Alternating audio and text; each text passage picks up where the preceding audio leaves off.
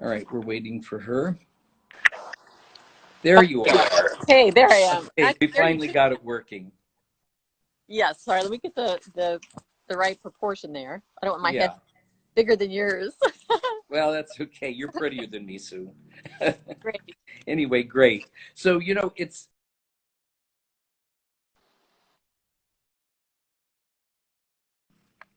I remember meeting you. We both were on a panel at the PDC a few years ago. And then I remember sitting next to you at a lecture and we were chatting up a storm. And I thought, geez, she's charming. And we both introduced ourselves. And I'd never met you. But I've always admired your work and what a brilliant businesswoman you are.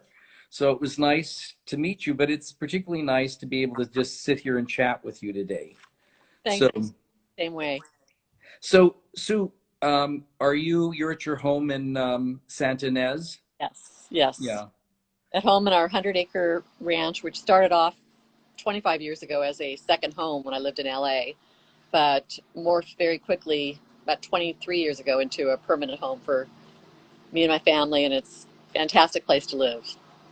Yeah, I've seen pictures of it. It's spectacular. You have beautiful grounds. It overlooks Lake Cachuma. Yes. It's an idyllic place to be.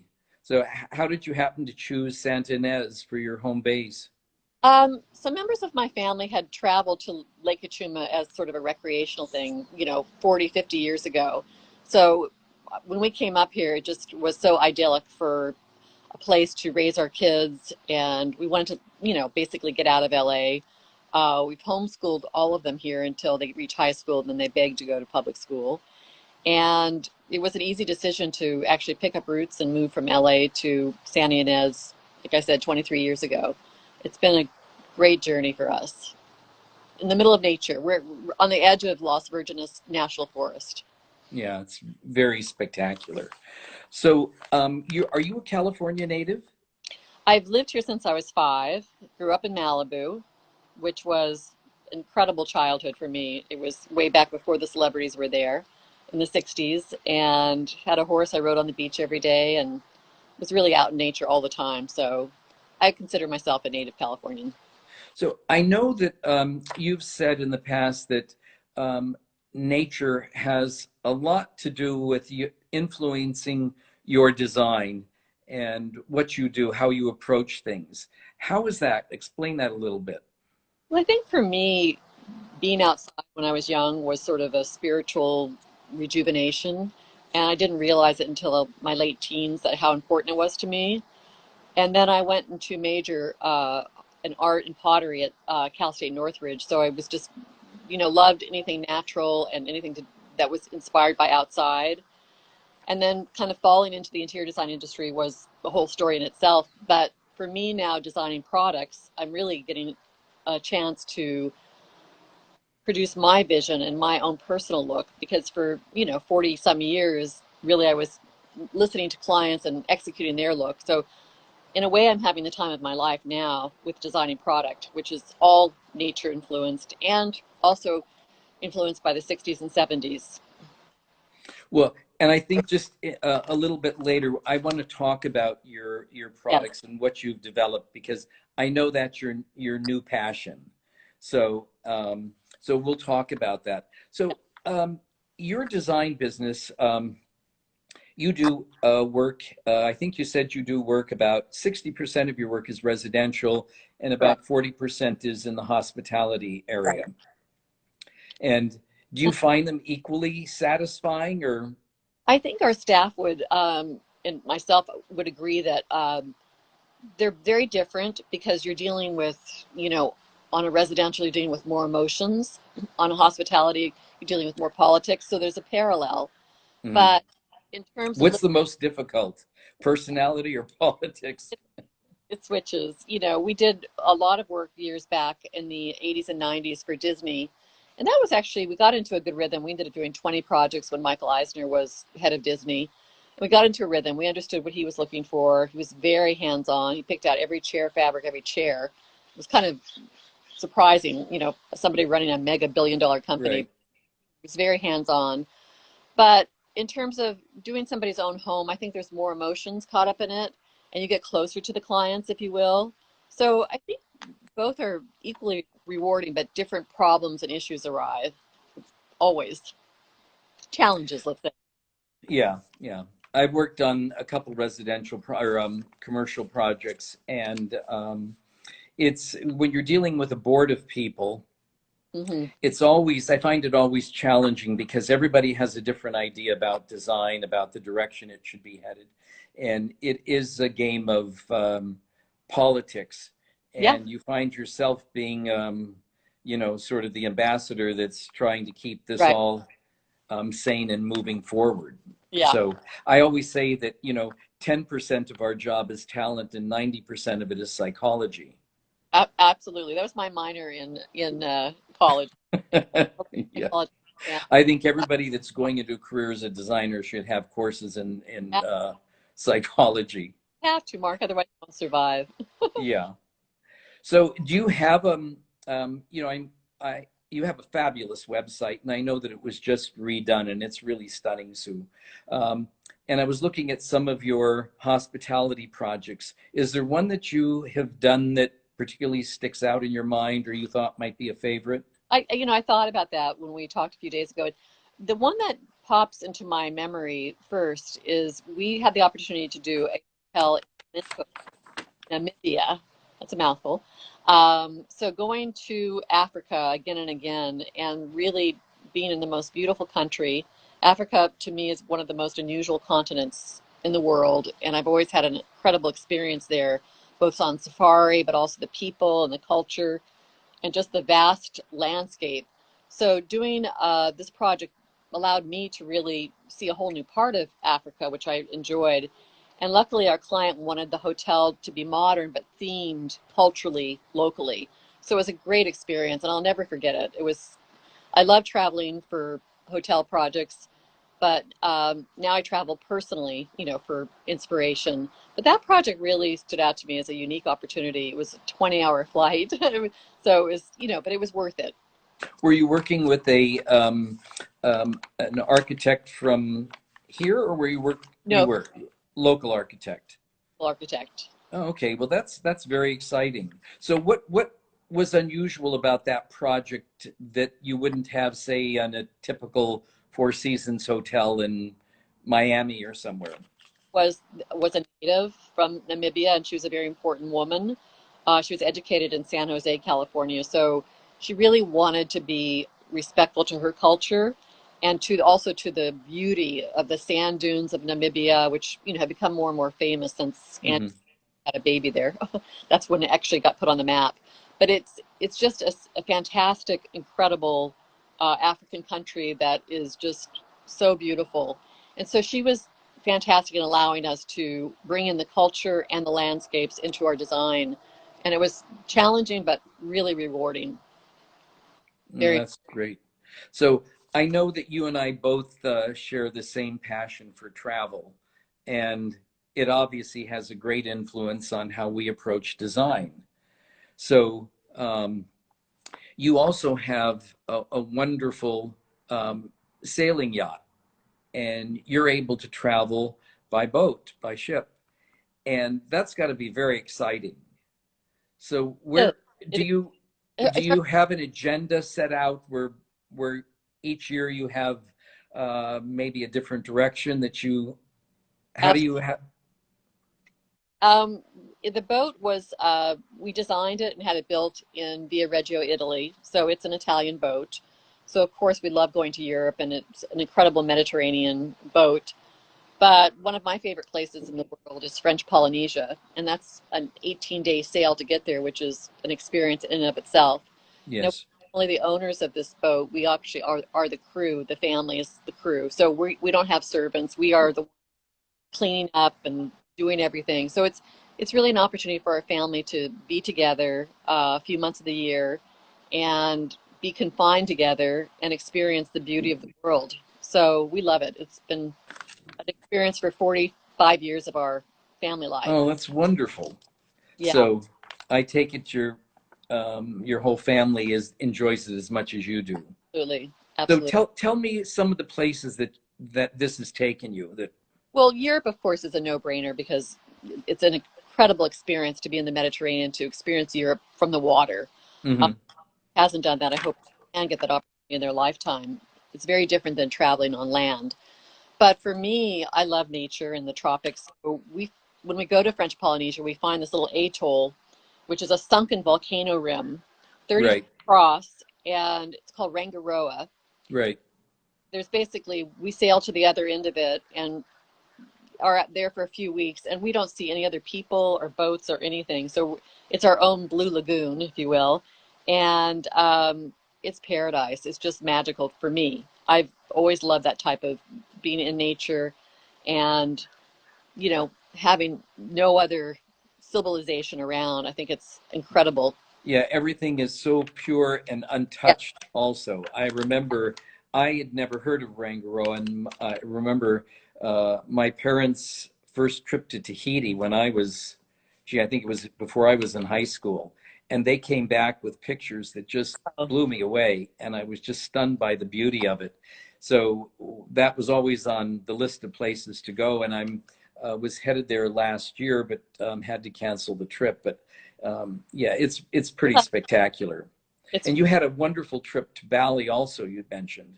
Yeah, I love Bali. I've been there both for business and for on our boat. The almond hotels, which are all over the world, I think do an incredible job of, really creating a sense of place. And there's one particular hotel there called Almond Kila, which is built in the treetops. So Yes. you're way above everything. And you literally, again, you're surrounded by nature and it's very quiet and very, again, spiritually invigorating. Great experience. Yeah. Do you happen to know Ed Tuttle?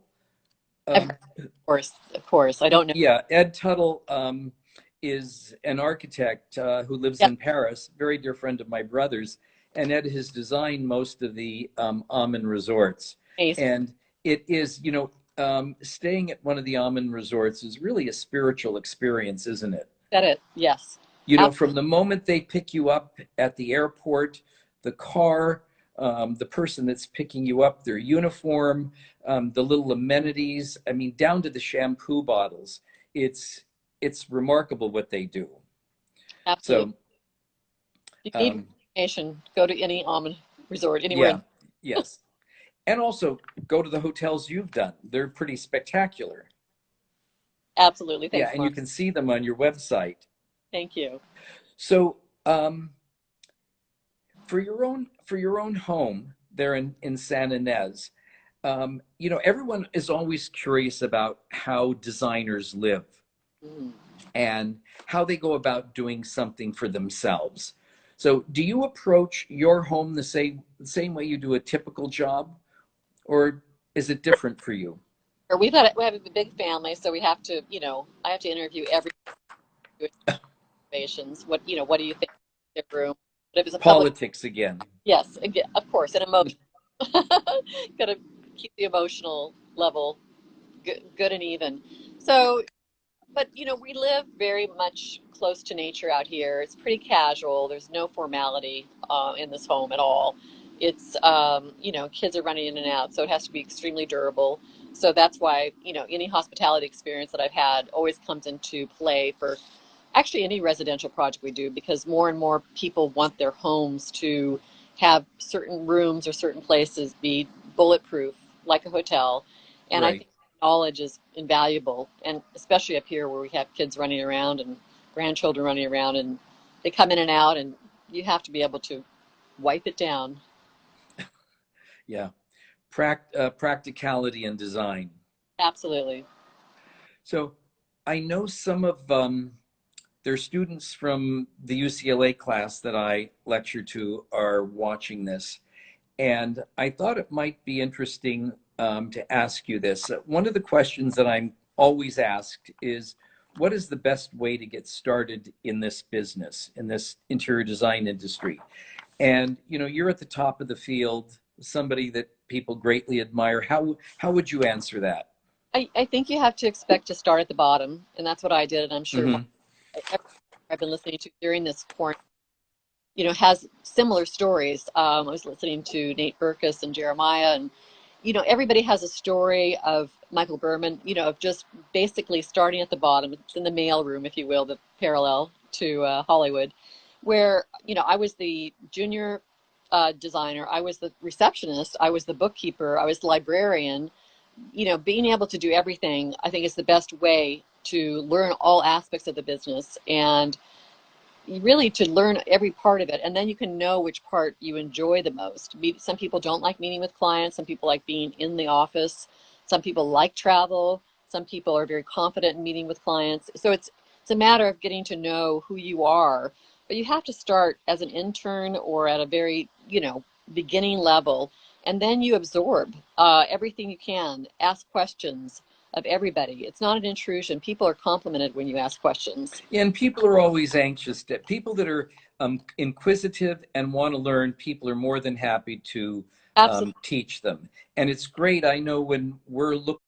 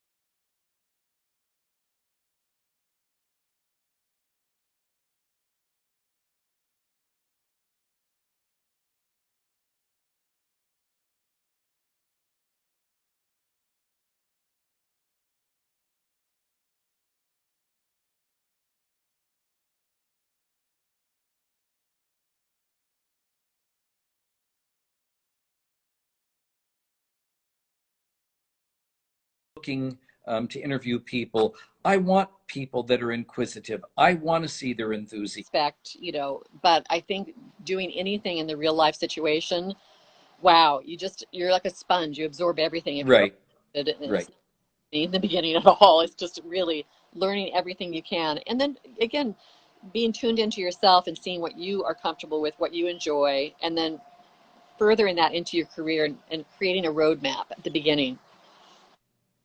Yeah. Well, that's really good advice, and I agree with you. So, what I'd like to do is now talk to you about your new passion. So, the things that you're designing.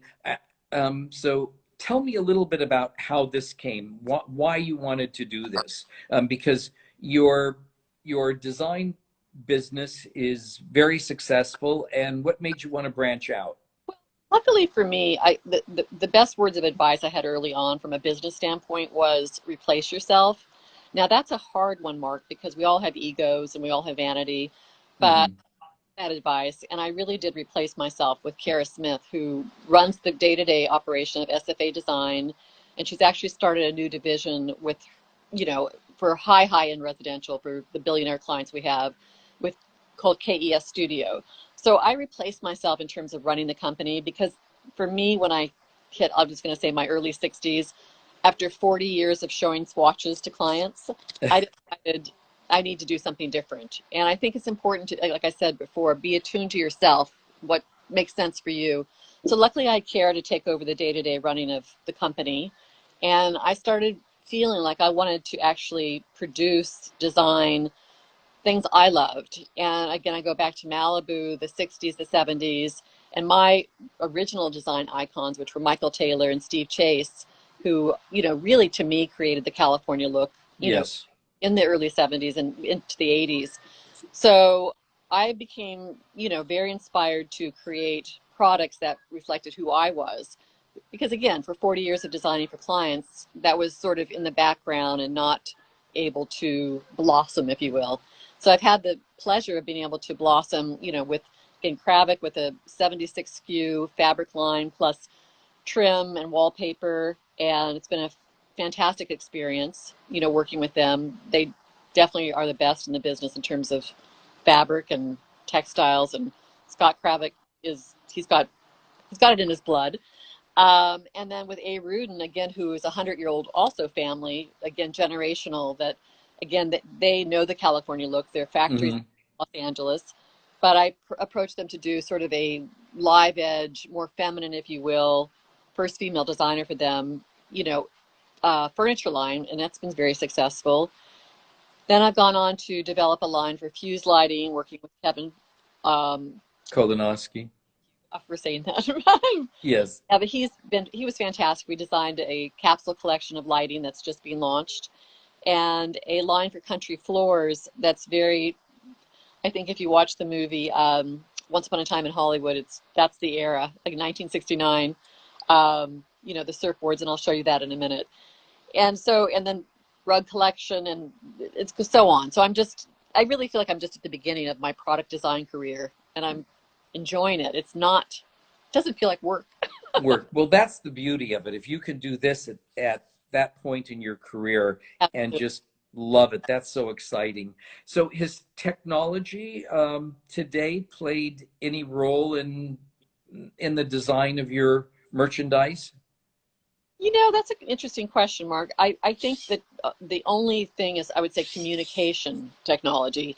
Like with Crabbit, because they've done this so many times, they made it very easy for me. I sent my mood boards there, went and had a session with their designers, and then we would have, Zoom FaceTime calls, and I would approve or tweak, via what we're doing right now, face to face over, rather than having to travel to New York. So I'd say the technology is really about communication for me, has made it very easy.